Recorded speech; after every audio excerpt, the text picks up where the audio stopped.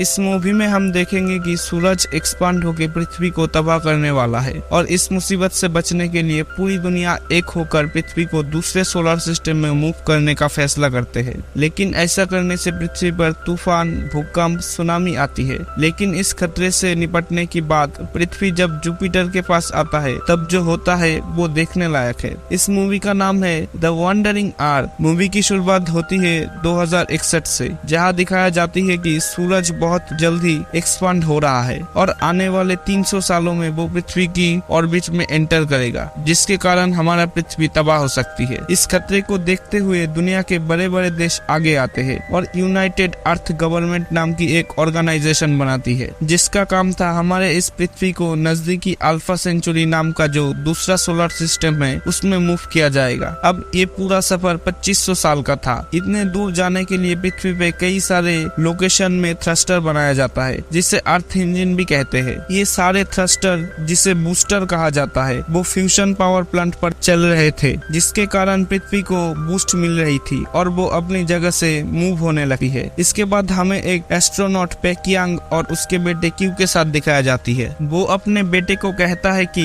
पापा एक मिशन पे जा रहे हैं और एक ऐसा दिन आएगा जब तुम्हें बिना टेलीस्कोप से जुपिटर दिखेगा। उस दिन मैं वापस आ जाऊंगा। इसके बाद पेकियांग स्पेस स्टेशन में अपने मिशन पर चला जाता है। उसने अपने बेटे को उसके नाना के पास सौंपा था। ये स्पेस स्टेशन दरअसल पृथ्वी का नेविगेशन सिस्टम था। मिशन शुरू होता है, लेकिन पृथ्वी की मूव करने की 2 साल बाद हमें उसके परिणाम दिखने लगती है। पृथ्वी जो खुद भी रोटेट होती थी, उसकी ये मूवमेंट बंद कर दी जाती है। लेकिन इसके परिणाम ये होती है कि पृथ्वी पे तूफान, सुनामी आने लगती है। इसलिए इंसान अंडरग्राउंड सिटी में रहने लगते हैं, लेकिन वहाँ पे भी जगह कम पड़ने लगती है। इसलिए कई सारे इंसान पृथ्वी की सतह पर रुकता है और इस तूफान का शिकार बन जाते हैं। इंसानों का पॉपुलेशन कम होने लगती है। आगे जैसे जैसे पृथ्वी सूरज से दूर चली जाती है, उसका वातावरण भी ठंड होने लगती है और पृथ्वी की सतह बर्फ में जमने लगती है। क्यू अपने नाना के साथ तूफान से बचने के लिए अंडरग्राउंड सिटी में रहने लगते हैं। काफी सारे पॉपुलेशन पृथ्वी के सतह के नीचे अंडरग्राउंड सिटी में ही रह रहा था। अब 17 साल बीत जाते हैं और हम जुपिटर की करीब आते हैं। जुपिटर की खुद की ग्रेविटी बड़ी मात्रा में थी, जिसे इस्तेमाल करके पृथ्वी के सफर में तेजी लाने का प्लान था। यही तक पेकियांग का स्पेस स्टेशन का सफर था, एक नेविगेटर के तौर पर। अगले दिन यानी चाइनीज न्यू ईयर की पहले दिन वो पृथ्वी पे वापस लौटने वाला था। इसके बाद क्यू को दिखाया जाता है, जो अब बड़ा हो गया है। वो अभी हेवी ट्रक का मैकेनिक बन गया है, जो अपने एडॉप्टेड बहन हैन को लेके स्कूल से भाग जाता है। इन दोनों भाई बहन को पृथ्वी का सरफेस देखना था कि अभी वहाँ कैसा वातावरण है, इसलिए ये दोनों एक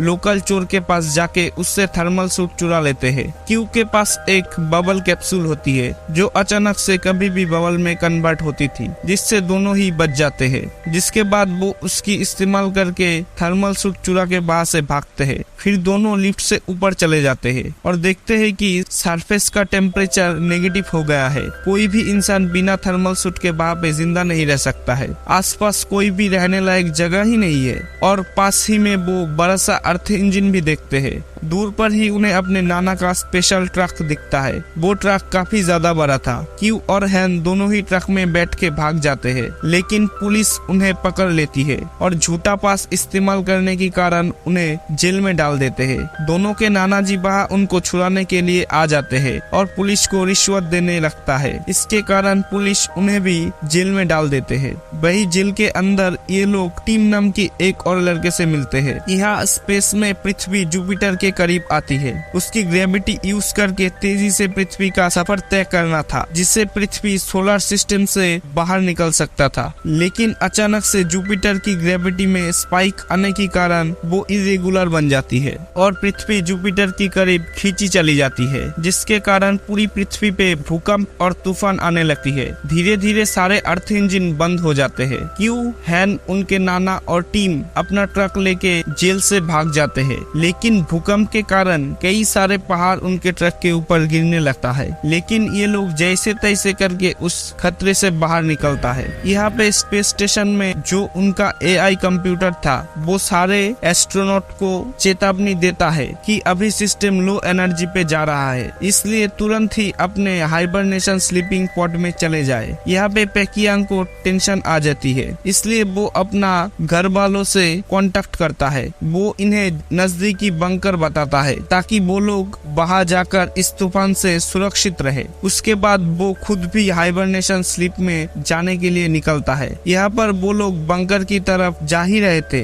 लेकिन उतने में ही कुछ सोल्जर्स उन्हें रोक लेते हैं। ये सोल्जर्स लाइटर कोर नाम की एक बड़ी सी कार्गो ले जा रहे थे जो अर्थ इंजन शुरू करने के लिए जरूरी थी, और वो ले जाने के लिए इन्हें एक ट्रक की जरूरत थी। कैप्टन उनके नाना जी को उनके मदद करने के लिए कहता है, वो भी मदद करने के लिए राजी हो जाती है। फिर थोड़ी देर में ही ये लोग ट्रक लेके शंघाई शहर में पहुंचते हैं, लेकिन वहाँ की हालत और भी बुरी थी। बड़े बड़े बड़के पहाड़ जिनमें कई सारे फेमस बिल्डिंग दफन हो चुकी थी। ये नजारा देख के सब लोग डर जाते हैं और एक पतला रास्ता उन्हें दिखाई देता है। फिर उस पतले रास्ते से ही ये लोग ट्रक लेके निकल पड़ते हैं। इसके बाद अचानक से ही बर्फ की इस पहाड़ पे एक प्लेन क्रैश हो जाता है और उसके कारण ये पूरा पहाड़ टूटने लगता है। ये पतला रास्ता काफी लंबा था और बड़े बड़े पत्थर इनकी ट्रक पे गिरने लगता है। भागने का कोई भी रास्ता नहीं था, लेकिन तभी एक सोल्जर को एक बड़ी सी बिल्डिंग दिखती है, तो वो लोग वहीं से ऊपर जाने का फैसला करते हैं। पहाड़ी की चोटी पे जाने के लिए इनको 80 फ्लोर ऊपर चढ़ना था। कुछ सोल्जर्स ऊपर चढ़ते हैं और लिफ्ट की दरवाजे की मदद से बाकी सबको भी रेस्क्यू करने लगते हैं।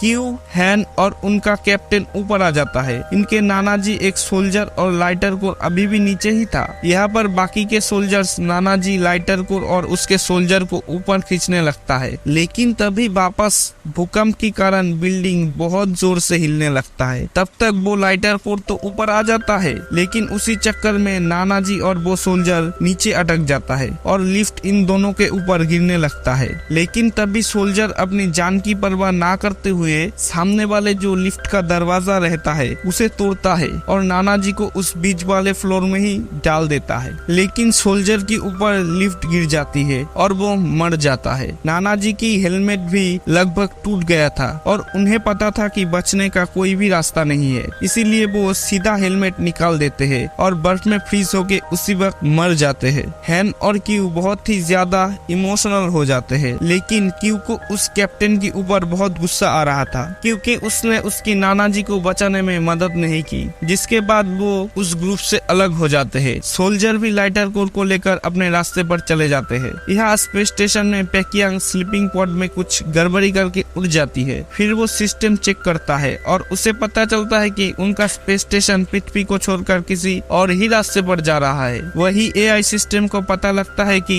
एक एस्ट्रोनॉट नींद से जाग गया है, तो उसके इस हरकत को रोकने के लिए वो उसकी कलीग मैक्रो को उठाता है। मैक्रो पहले तो पेकियांग को समझाने की कोशिश करता है, फिर पेकियांग उसे बताता है कि ये स्पेस स्टेशन पृथ्वी को छोड़ के कहीं और ही चला जा रहा है, तो मैक्रो उसकी मदद करने के लिए राजी हो जाता है। इन दोनों को कंट्रोल रूम पे जाना जरूरी था ताकि वो AI सिस्टम को ओवरराइड कर सके, लेकिन स्पेस स्टेशन में कंट्रोल रूम ऊपर की तरफ था, जिसके लिए इन्हें स्पेस में जाकर ऊपर जाना था। दोनों ही अपना सूट पहन लेते हैं और बाहर की ओर जाने लगते हैं। इन दोनों को बाहर की ओर जाते हुए देख AI सिस्टम अपना सिक्योरिटी प्रोटोकॉल एक्टिवेट करता है। अब क्योंकि ये दोनों रूल्स के खिलाफ काम कर रहे थे, इसलिए इस प्रोटोकॉल के अनुसार इन दोनों को ही मार डालना जरूरी था, तो वो वहां से ही इन दोनों पे हमला करने लगता है। इस हमले के कारण दोनों को काफी ज्यादा दिक्कतें आती है। इसी हमले पे मैक्रो मर जाता है। पेकियांग को अपना साथी खोने पे काफी दुख होता है, लेकिन थोड़ी देर के बाद वो कंट्रोल रूम पे आता है। फिर वहाँ पर उसे पता चलता है कि उसके सारे अधिकार रद्द कर दिए गए हैं और अब वो इस मिशन को बदल नहीं सकता। यहाँ पर क्यू, हैन और टीम को रास्ते में एक नया ट्रक दिखता है। वो लोग उस ट्रक में जाते हैं और उन्हें उस ट्रक में ली नाम का एक साइंटिस्ट मिलता है जो बहुत ज्यादा जख्मी था। ली उन्हें बताता है कि जुपिटर की ग्रेविटी अर्थ की एटमॉस्फेयर को अपनी तरफ खींच रही है, इसके कारण कोई भी प्लेन हवा में नहीं उड़ सकता और इसी के कारण वो क्रैश हो गया है। आगे वो बताता है कि ट्रक में टॉर्क इंजन यानी बहुत बड़ा अर्थ इंजन है जो उन्हें सुलावे से इक्वेटर तक ले जाना है और वहाँ पर पर मेन इंजन शुरू करना है। उस ट्रक को लेके क्यू अपना घर लौट सकता था, लेकिन फिर वो ली की मदद करने का सोचता है और सब लोग सुलावे से इक्वेटर पर जाने के लिए निकल पड़ता है। यहाँ पर पेकियांग एआई सिस्टम की कमांड को बदलने के लिए मेन कंप्यूटर रूम में जाता है, लेकिन तभी उसे एआई सिस्टम बताता है कि ये जो भी चेंजेस चल रही है वो उसके खुद के नहीं है, बल्कि ये प्रोग्राम खुद यूनाइटेड अर्थ गवर्नमेंट ऑर्गेनाइजेशन का ही है। जब भी पृथ्वी को खतरा साबित होगा तब इस ऑर्गेनाइजेशन ने एक प्रोटोकॉल लिखा था कि पृथ्वी की लोगों को मदद उन्हें नहीं करना और स्पेस स्टेशन को एक रहने लायक प्लेनेट ढूंढते रहना है। इस स्पेस स्टेशन में जरूरत की सारी चीजें थी, जैसे कि फसलों का सैंपल और अलग अलग जानवरों का सैंपल। इतना ही नहीं, ह्यूमन एम्ब्रोज भी रखे हुए थे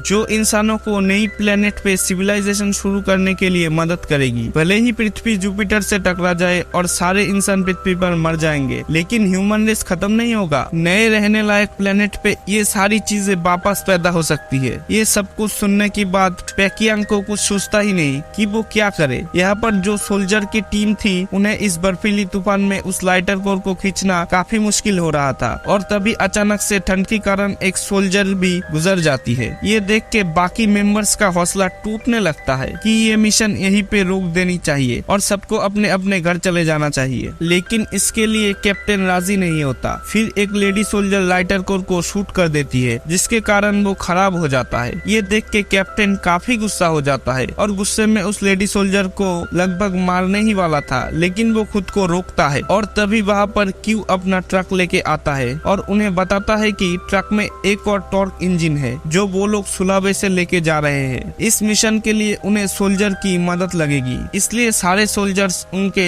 साथ ज्वाइन करते हैं और कुछ समय के बाद वो लोग सुलावे से पहुंचते हैं। लेकिन वहाँ पहुंचने के बाद उन्हें समझ आता है कि किसी और टीम ने इंजन को पहले से ही स्टार्ट कर दिया है, लेकिन इसके बावजूद पृथ्वी अभी भी जुपिटर की ओर खींची चली जा रही है। पृथ्वी से जुपिटर को काफी अच्छी तरह से देखा जा सकता था। स्पेस स्टेशन में एआई सिस्टम अनाउंस करता है कि अभी पृथ्वी के पास सिर्फ 7 दिन बचे हैं। आखिरी दिन पृथ्वी जुपिटर से टकरा जाएगी और सब कुछ तबाह हो जाएगी। यही अनाउंसमेंट एआई सिस्टम पृथ्वी पर भी करता है। ये खबर सुनते ही पूरी दुनिया में आतंक मच जाती है। यहाँ पर साइंटिस्ट ली भी जोर जोर से रोने लगता है कि हमारे पास सिर्फ कुछ ही दिन है, क्योंकि पृथ्वी की सारी हवा जुपिटर की ओर खींची जा रही है और हमारे पास एक दिन बाद ऑक्सीजन भी नहीं होगा। यहाँ पर क्यू लगातार जुपिटर को ही देख रहा था और अचानक से उसे अपना पिता का कही बात याद आती है कि जुपिटर पे काफी ज्यादा मात्रा में सिर्फ हाइड्रोजन ही है। तभी वो एक प्लान सोचता है कि अगर थ्रस्टर से हमने जुपिटर की हाइड्रोजन को इग्नाइट किया तो काफी बड़ा ब्लास्ट होगा और बड़ी मात्रा में एनर्जी वेव जनरेट होगी। इस वेव के कारण पृथ्वी दूर फेंकी जा सकती है। ये प्लान काफी मुश्किल था, लेकिन नामुमकिन नहीं था। वो ली और बाकी सबको ये प्लान बताती है और सब लोग राजी हो जाती है। वो प्लान बनाता है कि मेन इंजन को ही बंद करके पूरी दुनिया से इग्निशन का नया प्रोग्राम डाउनलोड करेंगे, लेकिन इंजन बंद होने के बाद उसे मैनुअली चालू करना पड़ेगा। अब इस प्लान के अनुसार टीम और क्यू दोनों लाइटर कोर को मेन इंजन में डालेंगे। मैनुअली इंजन को स्टार्ट करने के लिए ली एक सोल्जर की टीम आ जाएगी, तो तीसरी टीम होती है ली और बाकी साइंटिस्ट की, जो कि कंट्रोल रूम में जाके वो प्रोग्राम अपलोड करेंगे। हैन और जो महिला सोल्जर होती है वो कम्युनिकेशन रूम में जाएगी। इसी प्लान के अनुसार सब लोग अपने स्टेप्स लेते हैं, लेकिन इस मिशन में कई सारे दिक्कत आती है। जैसे ही टीम और क्यू दोनों लाइटर कोर को इंजन में डालते हैं तो एक लॉक बीच में आता है, जिसके कारण वो पूरा प्रोग्राम अटक जाती है। वही इग्निशन पिन काफी बड़ी थी, इसलिए सोल्जर की मैन पावर भी कम पड़ने लगती है और यहाँ पर ली का प्रोग्राम भी 99% पे अटक जाती है। लेकिन तभी हैन पेकियांग को कांटेक्ट करती है। पेकियांग को वो अपना सारा प्लान बताता है ताकि कुछ मदद मिल सके। पेकियांग यूनाइटेड अर्थ गवर्नमेंट ऑर्गेनाइजेशन की अधिकारियों से परमिशन लेने के लिए उनको कांटेक्ट करती है। यहाँ पर वो लोग सिर्फ एक ही हेल्प करने के लिए राजी होती है कि जो बच्ची की मैसेज है वो उसे पूरी दुनिया में ब्रॉडकास्ट करेंगे और उसके बाद हैन अपना मैसेज पूरी दुनिया में ब्रॉडकास्ट करती है और कहती है कि मैं और सोल्जर्स के टीम पृथ्वी को बचाने के लिए आखिरी कोशिश कर रहे हैं और यहाँ पर हमें लोगों की जरूरत है। मुझे पता है कि आप लोगों में से कई लोगों ने हौसला खो दिया है, लेकिन हम सब एक होके इस पृथ्वी को बचाने का आखिरी कोशिश करेंगे तो शायद हम बच सके। एक बच्ची से इतना इमोशनल मैसेज सुनने के बाद जो भी लोग भाग रहे थे कुछ जगह पे छुपने के लिए, उसमें से कई सारे लोग इनकी मदद करने के लिए आ जाते हैं और जो इग्निशन पिन होता है जो कि काफी बड़ा था उसे पुश करने के लिए सोल्जर्स की मदद करते हैं और आखिरकार काफी देर के बाद वो पिन लॉक हो जाता है। यहाँ पे क्यू भी अपना जान पे खेलकर लॉक को निकालता है और टीम को साथ लेके उस ट्रक से भागने लगता है। यहाँ पर प्रोग्राम भी अपलोड हो जाता है। जैसे ही इनका ट्रक बाहर आ जाती है इग्निशन लॉन्च किया जाती है और मेन इंजन जो कि पृथ्वी का सबसे बड़ा इंजन था वो सीधा जुपिटर पर निशाना लगा के रेड लाइट इग्नाइट करता है और सब लोग खुश हो जाता है। लेकिन ये इग्निशन इतना बड़ा होने के बाद भी जुपिटर ग्रह तक नहीं पहुंच पाती। वो इग्निशन जुपिटर से अभी भी 5000 किलोमीटर दूर था। लेकिन तभी पेकियांग को याद आता है कि नेविगेशन सिस्टम में 30,000 टन का फ्यूल है जो इस इग्निशन में यूज हो सकती है। लेकिन एआई सिस्टम उसको रोकता है क्योंकि अब नया प्रोजेक्ट हेली शुरू हो गया था जिसका मिशन था